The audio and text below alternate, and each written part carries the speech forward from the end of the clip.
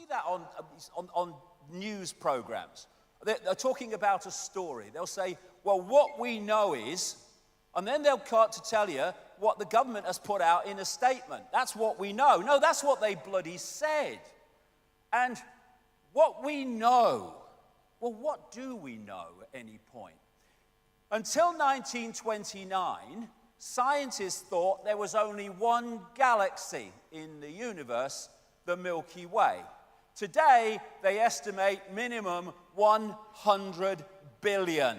I've seen figures twice that, 3 times that, in estimates by other people. From 1 in 1929. And at that point, they would have said, what we know is, first step to awakening to true self, we know shit.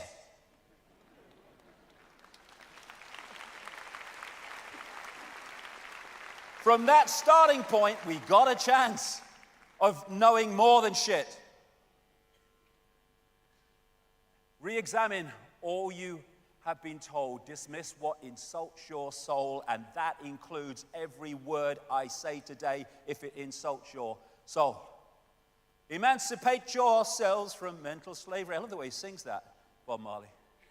None but ourselves can free our minds. So true. It's our mind. Only we can free it.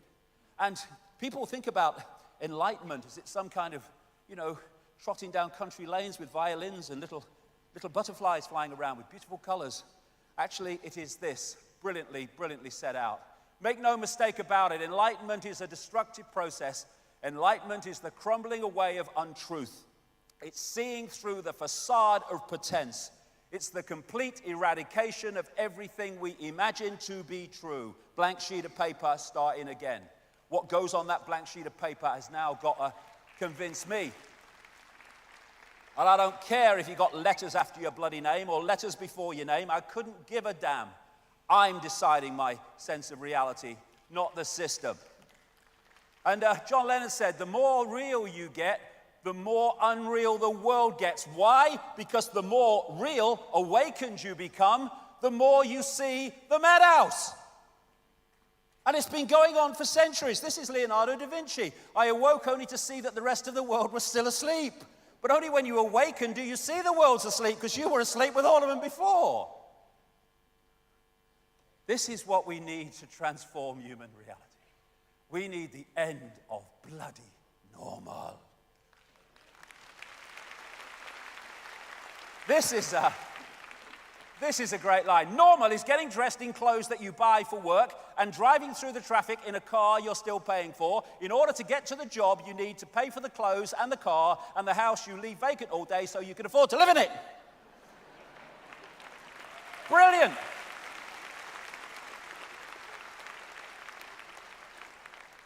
And when one person suffers from delusions, we call it mental illness. When a society suffers from them, we call it normal.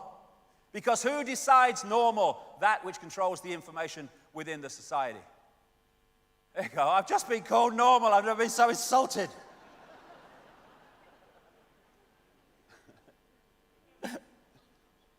Here, do you know they've said I'm not normal? I can't bloody believe it. Someone told me the other day. Icke is mad. He's not normal. You know my response to that? My response has always been, thank bloody God for that, right?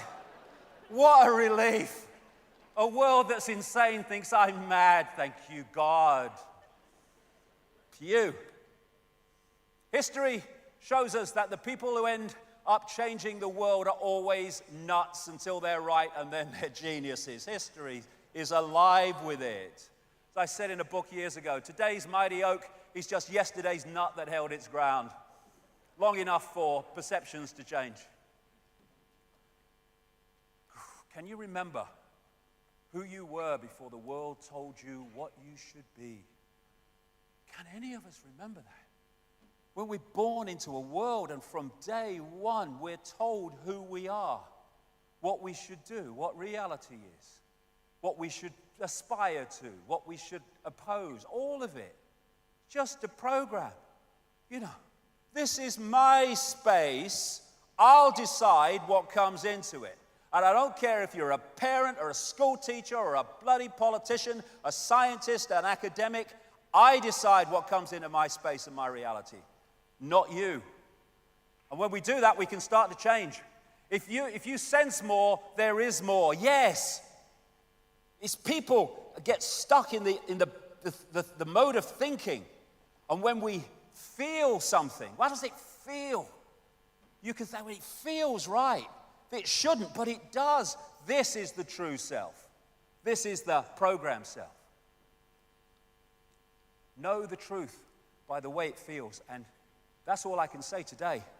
Because my goodness me, there's so much information coming. But know it by how it feels. And let it run, even if you're incredibly skeptical, which you have every right to be. Let it run and let's see the pieces go and then make a decision at the end. But how does it feel? Not how does it perceive from my belief system. Awaken, awaken, awaken. Awaken from the program. And what's the first stage of that? The very first stage. Leonardo da Vinci had it. All great acts of genius began with the same consideration. Do not be constrained by your present reality. Because if we're constrained by a present reality, we're going, yeah, truth, academic school, work, yes, death, I'm out of here now. I'm going round and round and round and round. That's all you can do unless you cease to be constrained by your reality and break out of that circle and look elsewhere. When you can see through the illusion, you are the solution. Because then the illusion ceases to have power over you and your perception of self and reality. Is this real life or is this fantasy?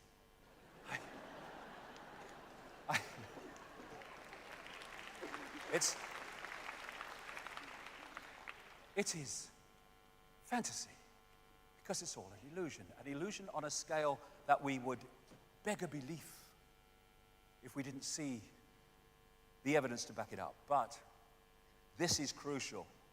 I'm going to be talking as the day goes on about how this world's manipulated and to what end. Deep, deep, deep in the rabbit hole. And when I started on this journey, it was a very lonely place. There were very few people walking on it anywhere in the world. Long time ago, 25 years.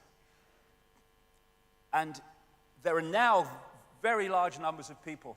Fantastic, great, wonderful. Putting this information out about the manipulation, but on certain levels. I would just say to them that we're never going to, A, find the true nature of what's happening, or the answer to bringing it to an end, unless we appreciate the nature of reality itself, because at the inner core of those who are manipulating this world, they understand what reality is and thus how to manipulate it while they keep us in ignorance of that same information. Illusion comes from illusio, ludere, to play, to mock. And it plays and it mocks with us if we don't realize it's an illusion. And of course, it's all real. Consider that you see less than 1% of the electromagnetic spectrum and hear less than 1% of the acoustic spectrum. As you read this, you are traveling at 220 kilometers a second across the galaxy. 90% of your cells in your body carry their own microbial DNA and are not you. The atoms in your body are 99.9999% empty. I say 100% personally. Space, and none of them are the ones you were born with. Human beings have 46 chromosomes, 2 less than a potato. The existence of the rainbow depends on the conical photoreceptors in your eyes. To animals without cones, the rainbows do not exist. So you don't just look at a rainbow, you create it. This is pretty amazing, especially considering that all the beautiful colors you see represent less than 1% of the electromagnetic spectrum. And then there's this. Every second, 11 million sensations crackle along the brain pathways. The brain is confronted with an alarming array of images, sounds, and smells, which it rigorously filters down until it's left with a manageable list of around 40 from 11 million. Thus, 40 sensations per second make up what we perceive as reality. Okay, we have an expert. What we know is shit. Then we can get somewhere. And think on this. All the institutions that run this world and dictate its direction and dictate its sense of reality are all founded on the fact that this world is not an illusion, that it's really bloody solid, and all that quantum physics and the rest of it is irrelevant. And thus, bollocks begets bollocks. That's one of my laws, that. Bollocks begets bollocks. If you hit a piece of glass in the center with a hammer, it doesn't just smack where it hits. It goes off, distortions, inversions in every direction. And if the very basis that you found society on is a fundamental misunderstanding of reality itself, then that flaw, that fundamental flaw, must infest every area of human life. No wonder it's a bloody madhouse. Here you go. The bamboozle, establishment, science, education, media. Just sticking its head up its arse, thinking it knows it all. Reality is merely an illusion, albeit a persistent one. Albert Einstein. And there's a reason why it's persistent. I would suggest, after 25 years of putting this together, we live in a virtual reality universe. And is that really so hard to imagine anymore? When you see the scale of reality that we see in these video games and stuff now, and movies, where it looks increasingly like the very reality that we're decoding. Even faces, people are looking more and more like each other in virtual reality. This one. And they're now using virtual reality in burns units to change the dressings because the reality being piped to the eyes takes over, hijacks the brain's perception to the point where it doesn't feel the pain as it would normally. When you look at virtual reality in its developed sense, its more developed sense, they've got the gloves on, they've got the goggles on. And all that is doing is hacking into the way the body decodes reality anyway. Hacking into the 5 senses. Technologically, going to be very, very significant as we go through section 2 today. And it can be so incredibly real. And all it is a fake reality being fed to us technologically. And it's an interactive, wireless cosmos that we are experiencing. You know, when you go out with a computer and they've got this Wi-Fi stuff every bloody where now. You're sitting in the middle of nowhere, in the middle of a town, wherever, and you sit there, and from the unseen, you are downloading or decoding onto that computer an entire global reality that can be picked up anywhere in the world that it's available. A wireless internet, and I call it the wireless cosmos, and the brain is massively part of the decoding system of this wireless cosmos. This is a projection or a simulation, if you like, of what Wi-Fi looks like in the unseen. And it's just information in an energetic form. And the computer tunes into that, decodes it onto the screen as the internet. We do not have empty space between us. We have energy. We have electromagnetic energy. And we have, in that energy, information. And from that, what I call the biological computer decodes that information into a sense of reality that we think is solid, but simply cannot be. I'll go deeper into this as we go through here. The base form of our reality is waveform, energetic waveform, which can carry extraordinary amounts of information. I call it the metaphysical universe. It's the universe from which this one that we see, or think we do, comes. So, you have the information field, the cosmic internet, if you like, and we decode it through from that, through the digital, I'll get into all this as we go along, through to what is an illusion of physicality. called holographic. I'll come to that quite shortly. And now we have mainstream scientists saying this reality could be just a hologram, exactly what it is. And the most dense of things, rocks, mountains, however kind of they may be indestructible, they are at their base form an energetic information field.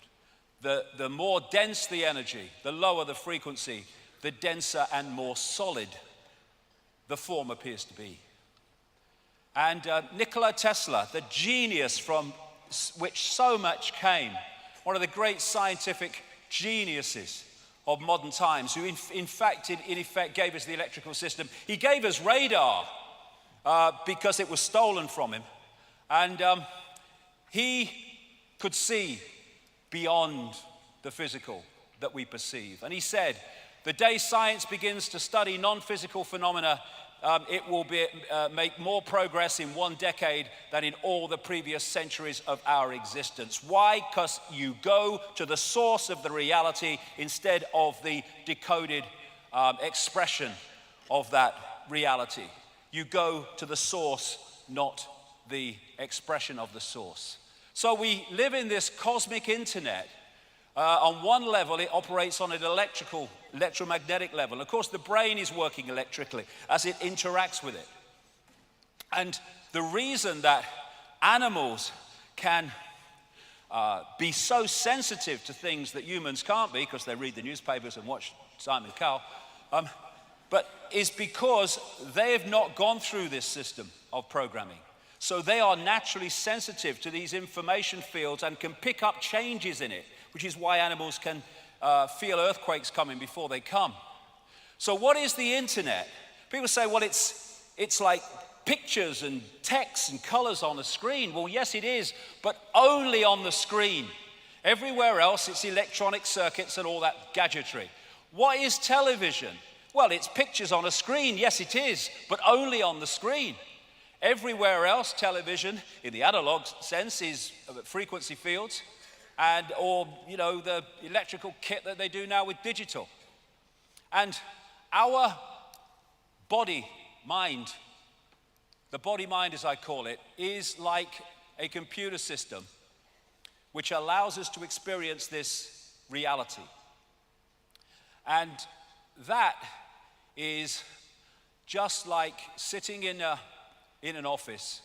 The person at the desk that can see the big picture is consciousness beyond the program, consciousness beyond mind, consciousness beyond the reality that we perceive, and that is experiencing the reality we perceive. If you cut that from that and isolate that in and of itself, which is what the program's designed to do, you detach people from their true self and their true perception of self. That's the thinker, the brain, the thinker, working it out. That's the knower. And if you detach the thinker from the knower, then the thinker is left helpless to have its thinking programmed by that which has been responsible for the disconnection and the isolation. So, if you program that level of self that's directly experiencing this reality, body, mind, with all this programming, you disconnect it from this, and that's how infinite consciousness can become an idiot. The brain is not who we are. It is a processor of information and a communicator of information. As this man rightly said, looking for consciousness in the brain is like looking inside a radio for the announcer. The radio is just decoding information. That's what the brain body is doing. We are conscious in a very narrow band we call conscious. That's what we perceive and think we're awake. But beyond that is the unconscious, the subconscious, which goes on and on into infinity. And the idea is to isolate the conscious from the greater self. So what we are in this reality is simply a point of attention, which the body focuses into a tiny range of frequencies we call the world. I'll get into that in a second. A point of attention. But if we get caught in the program, that point of attention is so focused on here that we lose connection with the greater self and all the other insight, knowledge, awareness that is open to us when we connect with it. Not some guy in a spaceship, our greater self, our greater consciousness. Consciousness is, what I call consciousness, is like the ocean. Whereas mind is the same substance, but it is far more limited. Like ice is the same substance as water, but it's in a completely different and more limited state. And if we get caught in that and disconnected from that, big trouble. And you know, when you look at the oceans, they say it's the South China Sea, they say it's the South Atlantic, the Indian Ocean, the North Atlantic, same bloody water. Same water, but what we do is we give our water, our infinite self, names, like Ethel Jones and Arthur Smith, and we give them identities without realizing that we are just points of attention within one infinite, eternal consciousness. We are like the white waves in an ocean.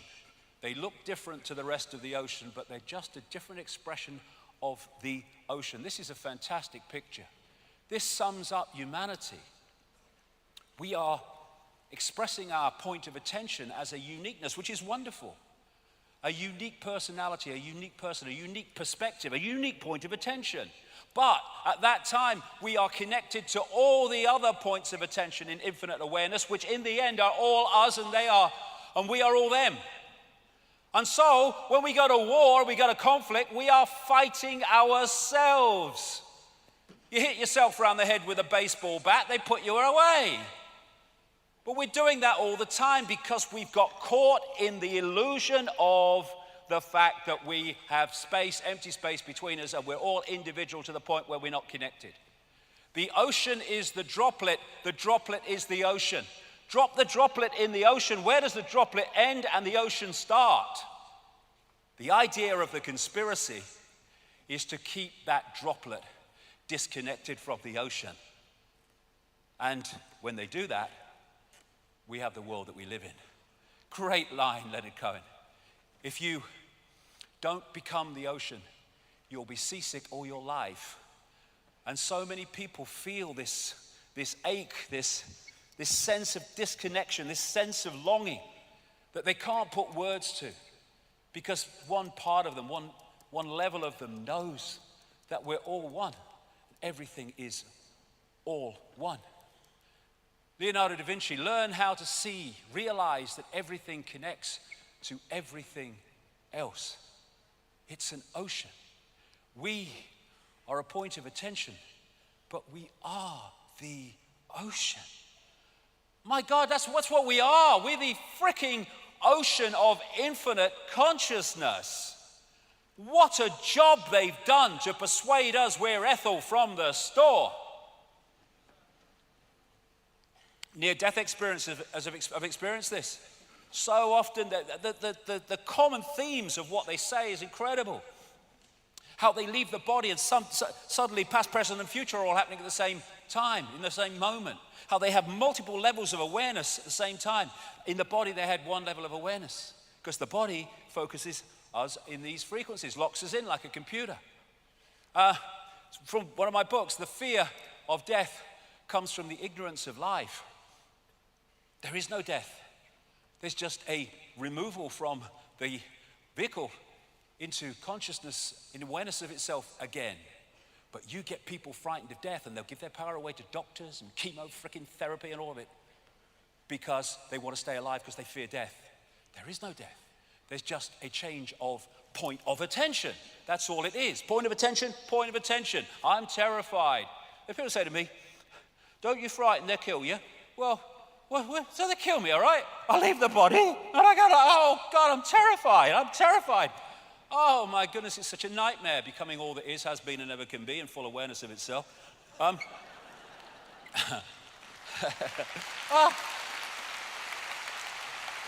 If the doors of perception were cleansed, everything would appear to man as it really is, infinite. This guy was, from the 18th century, William Blake. I mean, this is universal knowledge through history. So we have a visible universe, that which we can see and bring into some kind of form, and we have an invisible universe, which is everything else. And the visible universe is so tiny, it is funny. This is mainstream science. They talk about dark energy, dark matter. I see that slightly differently, but the principle's the same, what you can see and what you can't see. So you have this massive area of stuff they say exists in this universe, which we can't see. You then have light, electromagnetic spectrum, etc., which is 0.005% of what they say exists in this universe. And visible light, which is the only frequency band that we can decode into a visual reality, is a fraction of the 0.005%. We have an expert. What we know is, what? Madness. So this is the visible spectrum within the electromagnetic spectrum. Look at it, it's tiny. And that's all that we can see in what we call the world. You say to most people, can you see everything in the space you're looking at? Oh yeah, mate. You can't see that much of it. So we are in a frequency band. We call it the world, we call it reality, but there are other frequency bands interpenetrating this one, like radio stations and television stations, sharing the same space. And what you perceive is what you can decode, what you are decoding. And so through the body we perceive in a visual sense what the body can decode, which is this little band of frequencies. You go outside the body, now you're perceiving much greater frequencies, and thus your reality changes. If you wish to understand the universe, said Tesla, think of energy, frequency, and vibration. Exactly. So, our point of attention holds us in this reality unless we're open to consciousness. Because what happens is if you come into this reality, this visible light reality, and you hold that connection to consciousness beyond this reality, you have everything you need. You have the information coming through the senses to give you a fix on what's happening around you, but you have the big picture that's outside of this reality, that's not programmed by its perceptions and its sense of limitation, which can then feed you insight, inspiration, intuition, to give you insight beyond that which you are directly experiencing. But you get disconnected from that, big problem. You're now trying to get your entire fix on reality from the reality you are in. And if a network controls that reality and that information that's coming at you, they are going to program your sense of reality for life. What time's Simon Cowell? All that stuff. So, most people, and it is changing, hallelujah, brother and sister, but it's still the vast majority are caught in the program, which they think is real and they think is all there is to see. And so in this world, there are people in the program who are only getting that sense of reality, and then there are people who've opened their minds and opened their hearts, come to that big time, who are accessing another sense of reality, and these people call these people mad and crazy and dangerous. Yes, they are. They're dangerous to the prevailing program. So what is the universe? It is information. And what is the universe? It is information decoding information. When you put a disk in a computer, it's information. The computer is information. It decodes the information. One part of information is encoded to be decoded. One information source is encoded to decode. And that's exactly how our reality works, except the body is decoding and also encoding. So we have what I call the body computer, a biological computer. Biological in the sense that instead of like a desktop computer, you put information in and you press enter, and as programmed it responds. A biological computer has the ability to assess information and make decisions about it, which is what the immune system is doing all the time, 24/7, without any input from us. So the reason that they're able now to connect the brain directly to computers is because they're connecting two computers. One fantastically more advanced than the other, but still basically two computers. And form is information. Our base state is awareness. It doesn't have form, it's just awareness. But we come into the realms of form, and form is created from information. And so, if you look at the body, it's just like a computer in its basic sense. You know, when the computer don't work anymore, won't switch on, what do you say? My computer's dead. It goes into sleep mode to save energy. It has an antivirus system. That's our immune system. Best antivirus system ever. The brain is the central processing unit. And then you have DNA, which is basically the hard drive. And the senses are decoding systems, decoding information into a form that the brain can decode. So the senses are taking waveform information, vibrational information, they're turning into electrical information, they are communicating it to the brain, which then decodes that into a sense of reality we call the world we live in. So the world that we think we're living in exists there. And worth thinking on this, if you can manipulate the sense of reality of that and the way that decodes that information, you are dictating the experienced reality of the target population. And that's what's happening all the time. And when we realize that, we can stop it happening, which is the whole point of me doing it and standing here, really. So you look at the motherboard of the body. That is the system of meridian lines of energy used in acupuncture, which take information around the body.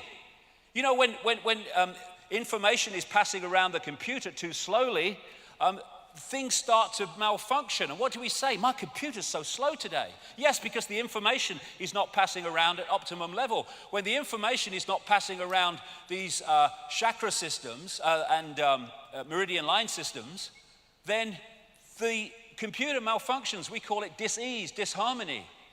And so what acupuncture is doing, okay, you know, dogma bloody Dawkins, acupuncture load of rubbish. No, mate, you just don't understand what reality is. Perfectly logical. What the acupuncturist is doing is using these needles and other techniques to make sure the flow of energy, information around the meridian system is optimum. This is why in ancient China they used to pay the acupuncturist when they were well, but not when they were ill, because his job was to make sure they never got ill. Another thing, for people who are skeptical of this stuff, people say, you know, you see this in the media, he's saying you put a needle in your toe and you cure a headache. That's crazy. Well, it's not crazy, it's perfectly logical. If the problem with the head is that one of these meridian lines of information is blocked in the toe that goes through the head, then it's no good putting it in the head if the blockage is not in the head. You put it in the toe and that clears the meridian, which takes away the pain from the head. It's very simple. The brain is dark but sees light. How is that possible? How can my brain be totally dark and I see this light? Because that light in its prime form, like everything else, is just an information source. And I'm decoding that information source in here into the visual reality of light, because that's what the information contains. Thus, that's what it manifests when I decode it. A real great open-minded man, you might call him some kind of mystic kind of man, the late Alan Watts. He really kind of had a lot of good things to say. And he said this: without the brain, the world is devoid of light, heat, weight, solidity, motion, space, time, or any other imaginable feature. All these phenomena are interactions of transactions of vibrations with a certain arrangement of neurons. We have an expert. What we know is. So, this is right. There is no spoon. It's not the spoon that bends, it is only yourself. Because that spoon only exists in that form when you decode it from energetic information. People say it can't be done. I've seen it done. People walking across fantastically hot coals that should burn their feet off, but it doesn't. Why?